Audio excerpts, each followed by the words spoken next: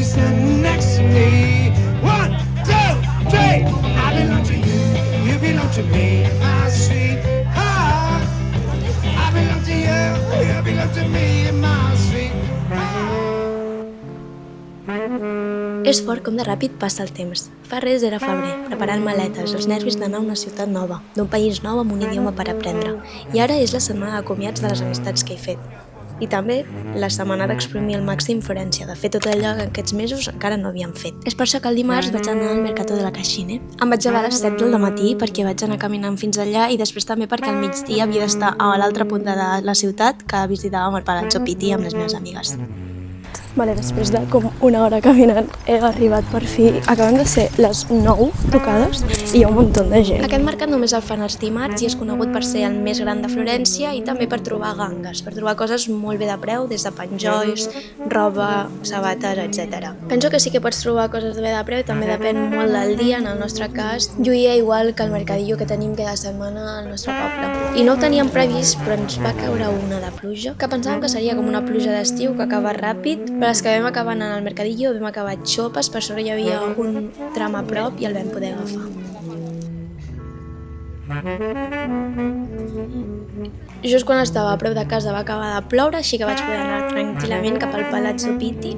I quina meravella és! Cada sostre de cada sala llueix una pintura gegant i després podem veure exposades moltes més obres, que al final el Palazzo Pitti era un símbol de poder. Breument, la seva història és que el va voler construir Luca Pitti, el rival dels Medici, però no el va poder veure acabat i menys de 100 anys després els Medici van comprar el palau per acabar-lo i per convertir-lo en la residència oficial dels grans ducs de la Toscana.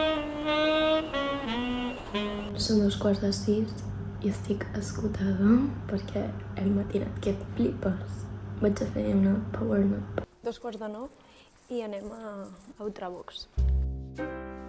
Doncs l'endemà marxava la Isolda i ens va proposar fer un sopar com de comiat. Al principi pensàvem que era aquesta ubicació, però com podeu veure estava bastant mort i resulta que Ultravox tenia 2 espais i feien els concerts a un altre espai que tenen a l'altra banda del parc, el qual és aquest. Primer de tot hi havia una mica de música en directe i després va haver DJ set. Em vaig demanar uns frankfurts amb patates per sopar i va passar la nit fins que vam decidir marxar. El dia següent vam quedar per dinar i per donar-li el regal d'aniversari a la Isolda, doncs al cap de 2 dies era el seu aniversari, també per aprofitar d'estar juntes aquesta última setmana. Potser sí que som una mica drama queens, però crec que era el que tocava. I també al final els comiats són com el primer senyal de que s'està acabant l'Erasmus, saps? De que estàs arribant al final d'aquesta etapa. I suposo que per això ho sents tant.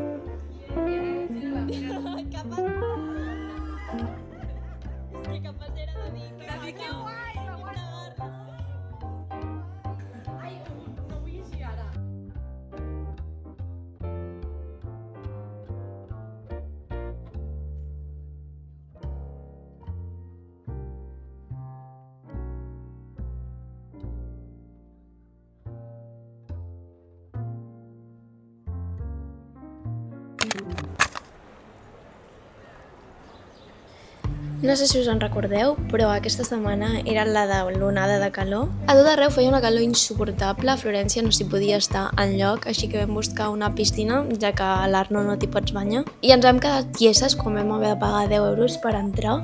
Però bé, en moments de desesperació va valdre la pena, que fa gràcia perquè al llarg de l'Erasmus a mi m'ha passat que a vegades dissocies i el fet de portar amb gent que també és de Catalunya està pensant, no sé si estic d'Erasmus o estic a la meva vida quotidiana, que hem quedat per fer aquest pla. Semblem guiris com si portéssim aquí 2 dies i en veritat estem acabant un Erasmus. És que no puc no, saps? Ja, totalment. Dijous a la tarda era d'un altre comiat. Which way direction of the birds?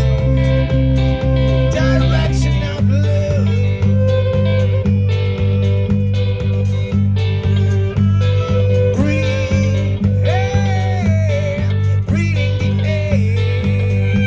És típic del Piazzale de Michelangelo trobar grups de música, trobar algú tocant, cantant, etc. mentre veus la posta de sol al darrere. I justament vam tenir la sort que hi havia aquesta banda que donaven molta festa, ideal per acomiadar-nos d'aquesta etapa.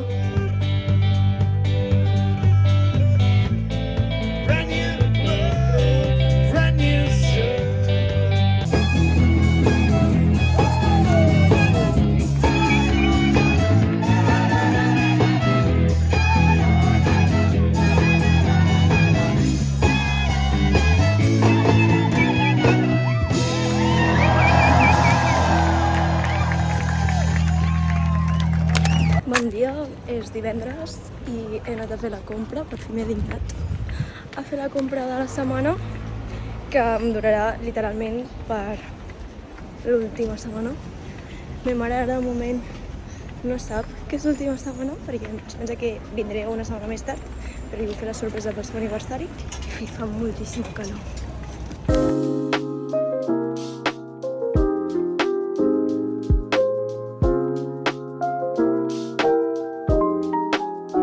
Mira ja. Sí. Ai, allà em bastantes.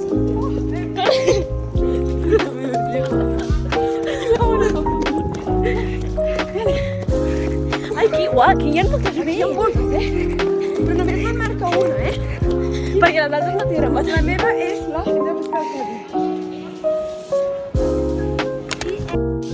I vam acabar la setmana visitant la Capella Mèdici amb les amigues que anàvem quedant, que era graciós, que semblava com si anéssim caient a poc. Aquesta va ser l'última setmana d'Erasmus, que en el meu cas, com teníem el pis fins juliol, no era la meva última setmana de Florència, però evidentment sense elles Florència no seria el mateix. I l'etapa en si, com d'Erasmus, acabava aquí. Espero que t'hagi agradat aquest vídeo i ens veiem al pròxim. Gràcies!